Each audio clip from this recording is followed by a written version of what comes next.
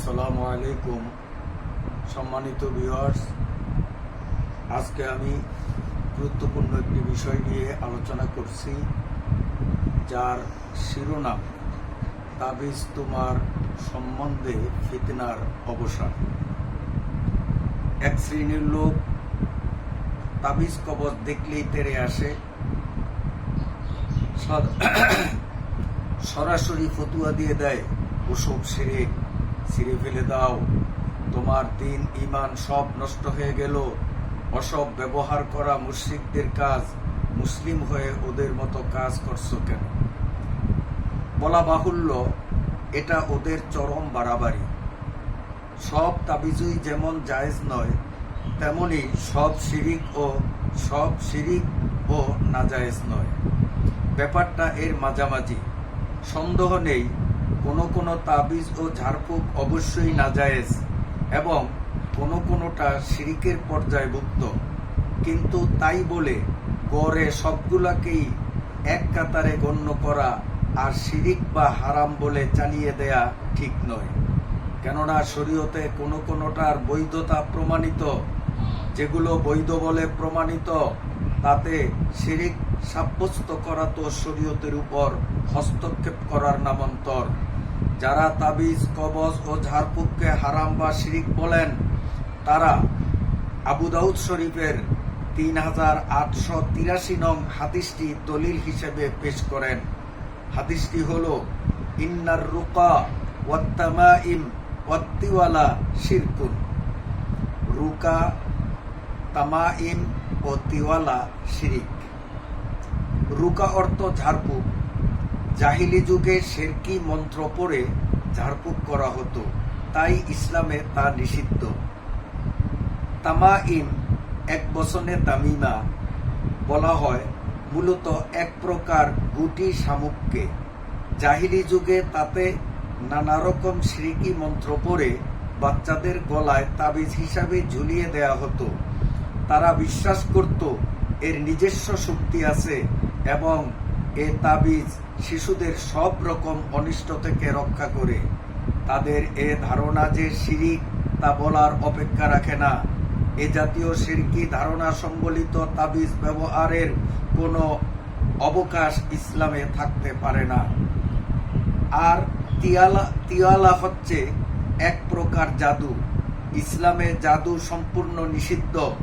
কোনো তাবিজ কবজ যদি জাদুর কোনো প্রক্রিয়া অবলম্বন করা হয়, তা হারাম বই কি। মুসলিম সমাজে যে তাবিজ তোমার ও ঝাড়ফুঁক প্রচলিত আছে, তার সবগুলো এ হাদিসের আওতায় পড়ে না। কেননা অধিকাংশ ঝাড়ফুঁক করা হয়ে থাকে কুরআনের আয়াত বা নবী সাল্লাল্লাহু আলাইহি ওয়াসাল্লামের শেখানো দোয়া পড়ে। আর তাবিজ কবজ ও সাধারণত কুরআনের আয়াত বা হাদিসের দোয়াই লেখা হয়ে থাকে। বিশ্বাস করা হয়ে থাকে এর বরকতে হয়তোবা আল্লাহ তাআলা রোগ থেকে মুক্তি দান করবেন বা ক্ষতিকারকদের ক্ষতি থেকে রক্ষা করবেন। অর্থাৎ নিরঙ্কুশ ক্ষমতা কেবল আল্লাহ তাআলারই। ঝাড়ফুঁক ও তাবিজ তোমারের নিজস্ব কোনো শক্তি নেই। সুতরাং এই রূপ তাবিজ তোমার ও ঝাড়ফুঁককে জাহিলি যুগের কুপ্রথার সাথে তুলনা করা যায় কিভাবে? বিশেষত যখন এর সপক্ষে সহিহ হাদিসে স্বতন্ত্র প্রমাণও রয়েছে। তাবিজ কবজ ব্যবহার সাহাবায়ে কেরাম থেকে আজ অবাধি চালু আছে। যেমন হযরতে আমর রাদিয়াল্লাহু তাআলা আনহু থেকে বর্ণিত আছে, তিনি বলেন, আউযু বিকালিমাতিল্লাহি তাম্মা মিন শাররি মা খালাক, আল্লাহু খায়রুন হাফিজা ওয়া হুয়া আরহামুর রাহিমিন। দোয়াটি লিখে শিশুদের গলায় ঝুলিয়ে দিতেন। তিরমিজি, হাদিস নং 3526। আবু দাউদ শরীফ, হাদিস নং 3893। তার এ কাজটি কি শিরিক ছিল? এরূপ মন্তব্য করার দুঃসাহস কার হবে? সাহাবায়ে কেরাম থেকে বেশি তাওহীদ সচেতন আর কে হতে পারে? এটি একটি পরীক্ষিত দোয়া। নবী সাল্লাল্লাহু আলাইহি সাল্লাম নিজেই এই দোয়াটি সাহাবায়ে কেরামকে শিক্ষা দিয়েছেন। এটি পরে দম করলে শত্রুর ক্ষতি, জাদুটোনার আসর, দুঃস্বপ্নের ক্ষতি ইত্যাদি থেকে রক্ষা পাওয়া যায়।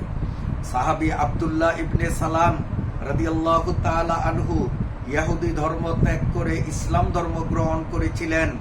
এ কারণেই ইহুদিরা তার ঘোর শত্রু ছিল। ইহুদিরা জাদু টোনাও খুব বেশি করত। তারা যাতে তার কোনো ক্ষতি করতে না পারে সেজন্য নবী সাল্লাল্লাহু আলাইহি সাল্লাম তাকে এ দোয়াটি পড়ে নিজ শরীরে দম করতে বলেছিলেন। সাহাবী আব্দুল্লাহ ইবনে আমর রাদিয়াল্লাহু তাআলা আনহু এটি কাগজে লিখে শিশুদের গলায় তাবিজ বানিয়েছিলেন। কাজেই এতে দোষের কিছু নেই। একে শিরিক বলা বাড়াবাড়ি, যা পরিত্যাগ করা উচিত। সাহাবী আবু সাঈদ খুদরি রাদিয়াল্লাহু তাআলা আনহু যে সূরা ফাতিহা পড়ে ঝাড়ফুঁক করেছিলেন, সেই ঘটনা তো প্রসিদ্ধ। হাদিস গ্রন্থসমূহের উদ্ধৃতি মোতাবেক ঘটনার বিবরণ হলো এই: সাহাবায়ে কেরামের একটি দল একবার কোথাও যুদ্ধাভিযানে গিয়েছিলেন। পথে তারা কোনো এক লোকালয়ে যাত্রা বিরতি করেছিলেন। সেখানকার লোকদের কাছে তারা আতিথেয়তার অনুরোধ জানালে তারা স্পষ্ট জানিয়ে দেয়, আমরা তোমাদের খাবার দিতে পারবো না। ওদিকে সেই জনপদটির মোড়লকে বিচ্ছু দংশন করেছিল। তারা অনেক চেষ্টা করেও বিষ নামাতে পারেনি। অগত্যা তারা এই আশায় সাহাবায়ে কেরাম দলটির শরণাপন্ন হলো যে তাদের কাছে এর কোনো চিকিৎসা থাকলেও থাকতে পারে। তারা এসে বিনয়ের সাথে জানালো যে আমাদের গোত্রপতিকে বিচ্ছু দংশন করেছে। আমরা অনেক রকম চেষ্টা তদবির করেছি, কিন্তু কোনো সুফল পাওয়া যায়নি। আপনাদের কাছে কি কোনো উপায় আছে? তাদের একজন অর্থাৎ হযরত আবু সাঈদ খুদরি রাদিয়াল্লাহু তাআলা আনহু বললেন, তা তো আছেই, কিন্তু আমরা তোমাদের কাছে আতিথেয়তা চেয়েছিলাম, তোমরা সাফ না করে দিয়েছ। কাজেই আমি কিছুতেই ছেড়ে দেয়ার নই। অবশ্যই যদি তোমরা মজুরি দাও ভিন্ন কথা। শেষে স্থির হলো তারা এক পাল ছাগল ভেড়া দেবে, তাতে তিনি ঝেড়ে দিতে সম্মত হন। তিনি তাদের সাথে গেলেন এবং সূরা ফাতিহা পড়ে রোগীকে ঝাড়লেন। ফলে সে ভালো হয়ে গেল এবং এমন ভাবে হাঁটা শুরু করলো যেন তার কোনো ব্যথাই নেই। অনন্তর তারা কথা মতো এক পাল ভেড়া দিয়ে দিল। দলের কেউ কেউ বলল, এগুলো আমাদের মধ্যে বন্টন করা হোক। কিন্তু আবু সাঈদ খুদরি রাদিয়াল্লাহু তাআলা আনহু বললেন, এমনটি করো না, বরং আমরা আগে নবী করিম সাল্লাল্লাহু আলাইহি ওয়াসাল্লামের কাছে ফিরে যাই এবং পুরো ঘটনা তাকে জানাই। তারপর তিনি যা বলেন সেই অনুযায়ী কাজ করা হবে। সকলে তা মেনে নিল। তারপর তারা মদিনায় ফিরে আসলেন। সব বৃত্তান্ত শুনে নবী সাল্লাল্লাহু আলাইহি ওয়াসাল্লাম বলেন, তুমি কি করে জানলে সূরা ফাতিহা দ্বারা ঝাড়ফুঁক করা যায়? ঠিক আছে, তোমরা ভালো করেছো।